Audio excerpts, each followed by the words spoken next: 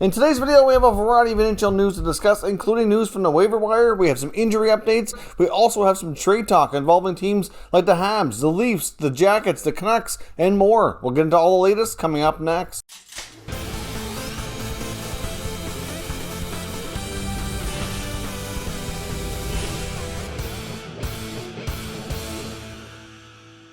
So welcome back to another video here at Top Shelf Hockey. Now, as I mentioned, we have a variety of news to talk about today. Let's kick things off with the latest from the NHL waiver wire. We do have some new players on waivers today. Of course, there was nobody on waivers yesterday, so nothing to report as far as players being claimed or clearing. But today we have 3 different players on waivers. From the Arizona Coyotes, we have Michael Chaput. From the Los Angeles Kings, we have Michael Amadio. And from the Buffalo Sabres, we have goaltender Michael Hauser, who was just signed. He had been in their American Hockey League team in Rochester as the backup on an AHL-only contract, and he's being signed to a NHL 2A contract, so he'll need waivers to clear before that can become official and be on the roster as a 2-way contract. So obviously rough day if your name is Michael in the NHL for the waiver wire today. It's certainly the one thing that's consistent across the board there. Now, of course, on to some injury updates. We have some bad news for a few teams, including the Penguins, who are going to be without Evgeny Malkin for an extended period of time, it looks like. They are officially listing him as week to week, so they're optimistic and hopeful that he might not be out as long as some people are saying, but there are some reports out there that indicate that even though the Penguins haven't said much publicly, that internally they are concerned he might be done for the rest of the regular season, or at least close to it. So we will see. That would be a big blow, obviously, as the Penguins have been pushing to get into the secure playoff spot here, but we'll see what happens if Malkin can return. But at the very least, he's going to be out probably at least a week or two, but there is some talk it could be a fair bit longer depending on how things go. Now, we also got bad news on Senators young goalie Joey Daccord, who had been on a good roll after picking up his first NHL win against the Leafs last week, had a few more really solid outings, and then twisted his knee awkwardly going cross crease, and now they're saying today that he could be done for the season. Apparently there is a lot of swelling there. It doesn't sound like he's going to need surgery, but it could be some time for healing and rehab, so that's unfortunate news for the young goalie. He was off to a solid start, so hopefully he should be good to go next year, and be interesting to see if the Sens protect him as well over Matt Murray in the expansion draft. I know a lot of fans would like to see it, especially with Murray's been inconsistent, and given the contract he has, many feel that the Seattle Kraken team, with all the other options they're likely going to have, would avoid taking Murray anyway, so it makes the most sense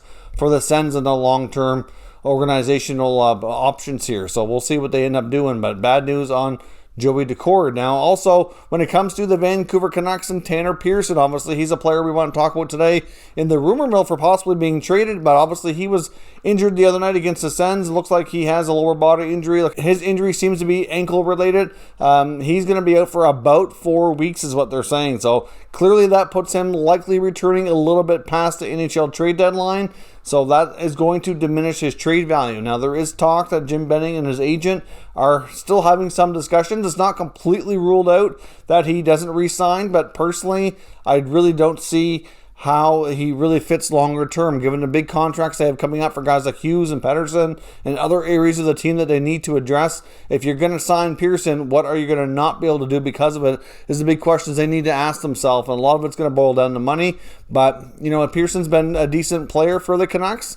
I know there are some arguments to keep him around, but I think there's also a lot of valid arguments to trade him, get whatever assets you can, and then move on in the offseason. But given the fact that he's injured now and teams won't be able to see him play until after the deadline, it's more likely than not that at best they're going to get maybe a conditional pick. So maybe they get a 3rd round pick that can become a 2nd with certain conditions attached or something like that, or a 4th becomes a 3rd. I mean, I would think that a guy like Pearson probably could fetch a 2nd round pick, but not with him being injured. So we'll see if maybe that's how things end up going for Benning and the Canucks on that front. Now, some good injury news updates. The Maple Leafs are getting back Wayne Simmons and Jack Campbell. They're both returning to the lineup this evening. Campbell will be backing up Freddie Anderson, and Wayne Simmons will be in the lineup. So obviously, they've been out for a fairly extended period of time. So that's kind of like making a trade, almost like an internal deal. So obviously, that'll give them a good boost to their lineup. And we're also supposed to see the Maple Leaf debut this evening for forward Alex Galchenyuk, who of course was acquired.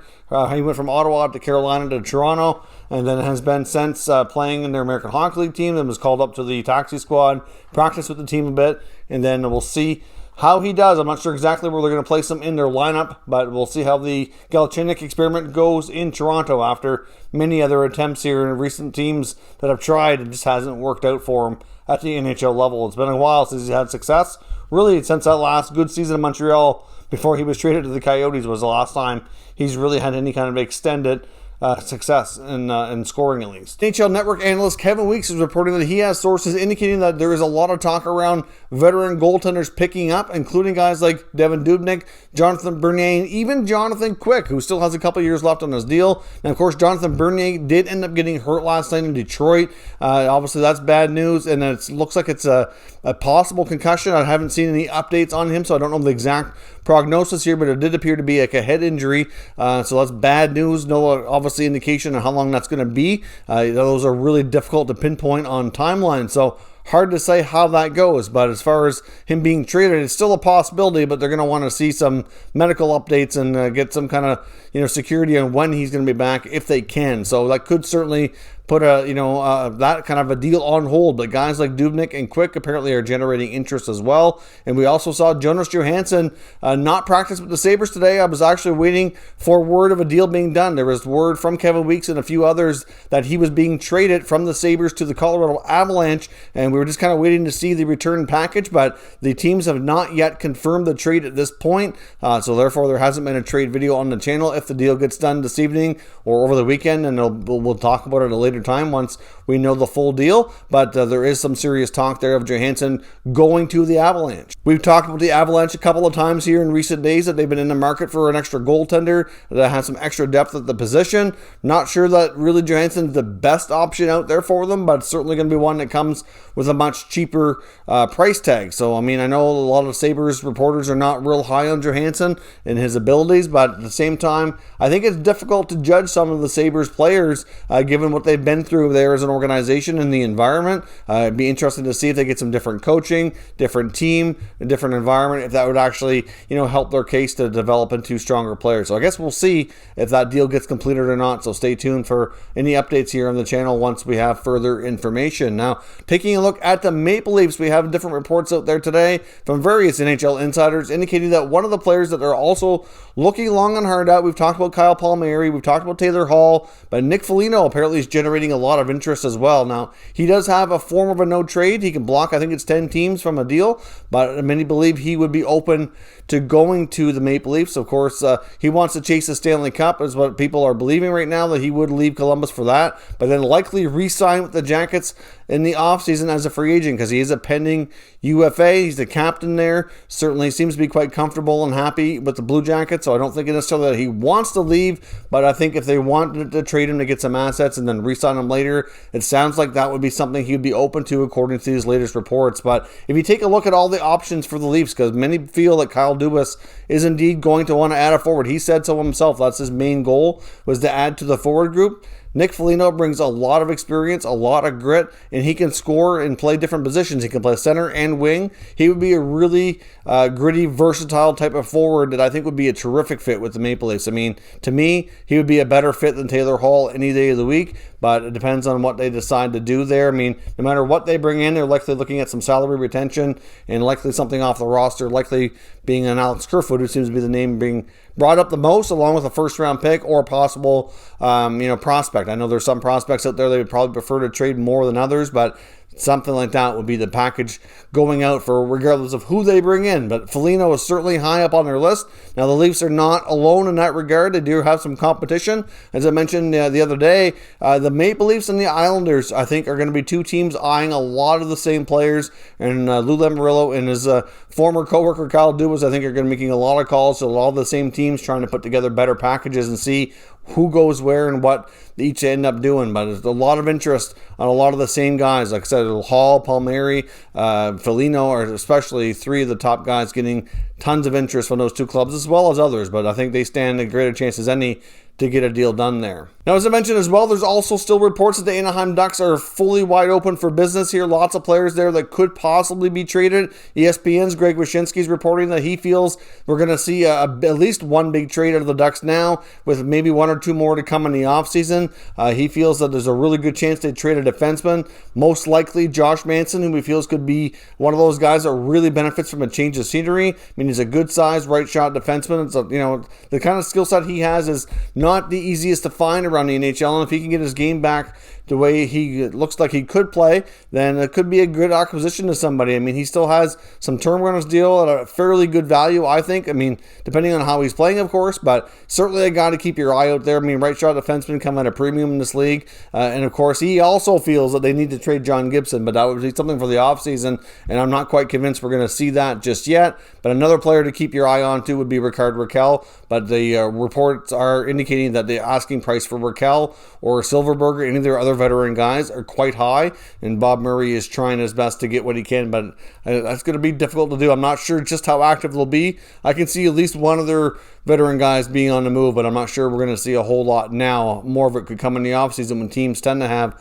a little bit more flexibility. But in regards to Josh Manson, you can't help but wonder if Bob Murray might be having some regrets, because if you go back a couple of years ago when the Vegas Golden Knights were coming into the NHL and then they had the expansion draft like we had coming up here for Seattle, they actually traded Shea Theodore to the Vegas Golden Knights so they would not take Sami Vatanen or Josh Manson, because they were the ones that were going to be exposed, and the other guys like Fowler and Lindholm were going to be protected. And look at Theodore now turning into the superstar defenseman. And then, of course, you got guys like Manson and Vatanen. And Vatanen's not even there anymore. It's bounced around a little bit. I mean, they're still okay to good defensemen, but not at Theodore's level currently. So I think they need to be more careful this time around. Many teams do on what they do with Seattle. And, obviously they don't want to see that happen again where they really make the wrong choice and see a player go on to become a superstar somewhere else. Now, I also want to talk about the Habs and why I feel there's a better chance here that Victor Mete will be traded sooner than later. For one, obviously with the injury to Ben Sherratt, we haven't really seen Mete with an elevated opportunity, so that kind of tells you where they feel about him right now and what Marc Bergevin is working on. They brought up different defensemen from the American Hockey League to give them an opportunity, and there's a really good chance apparently that they might be signing defenseman Jordan Harris out of the Northeastern University here, is a 2018 third-round pick who's looked like a really solid D prospect for Montreal. That draft's looking like it's going to be a pretty good haul here longer term. But Harris is ready to complete his season here, and a decision could be coming extremely soon, as early as the next 3, 4, 5 days is what we're hearing. Apparently he's having meetings now with his family and family advisors, as a lot of college players do, in deciding if he's going to turn pro or go back for his fourth and final year. He's already got 3 years completed. If he goes back for his fourth and final season, the Habs could be at risk to possibly have him become an unrestricted free agent, and he could end up going elsewhere if they don't get him under contract. His word as well as part of those negotiations, though, that the Habs are willing to bring him in straight to the NHL and give him playing time in order to let him burn a year of his ELC. So that's certainly something that's appealing. Gets them into their second contract much sooner, which means they're going to make bigger money faster. So that's obviously a major appeal to a lot of players, especially guys coming out of college who, depending on their age, sometimes don't get that 3-year entry-level contract. And once they get like the 2-year deal especially, they burn 1 year right off the bat. They go into next year with 1 full year basically on the entry-level deal, then they go right into being an RFA and getting their second contract. So Harris could be a player that gets more opportunity later into the season, which will impact Mete. So as the Habs are trying to finagle some cap space and make some deals here, like I said, I really think Mete is going to find himself on the move sooner than later. And then we're also going to see possibly some guys like either Lehkonen or Byron or somebody else would be the prime contracts you would look at if they're able to free up enough space to add in other areas, which could be the blue line or could be a veteran centerman to come in and help them on with their depth that way, especially in the face-off circle, would be a good help. I mentioned the other day there, apparently we're showing interest in Luke Glendening in Detroit. That's another option. We could also see Cole Caulfield. I wonder if he'll sign, if the Habs will do a similar deal for him and get him into games this year, or will they make him go to the American Hockey League? I don't know. I mean, obviously, it's a scenario right now where the Habs are in a bit of a dogfight for the playoffs. So they as much as they want to play the kids and get them their games to burn that year of a contract, at the same time they got to be making sure they get the best lineup together to win every night so they can get into the playoffs as well. Because there's a lot of teams on their heels here now. In a tight space between the Oilers, the Jets, the Canucks, the Flames are all kind of battling it out there. So we'll see what the Habs do, but because of the guys coming along, especially a guy like Harris, I just don't really think there's any room for Mete anymore. And that trade request that he made earlier in the season is likely going to come back to the forefront. And I just see a scenario unfolding here with the deadline that he, along with some other pieces, could be on the move for the Habs to add an extra piece before the playoffs. So let me know your thoughts down in the comments, and we'll discuss further. If you're new to the channel, consider subscribing and turning on your notifications so you don't miss any future content. And give this video a thumbs up if you enjoyed it. I'd appreciate it if you did. As always, thank you for watching, and I'll catch you next time.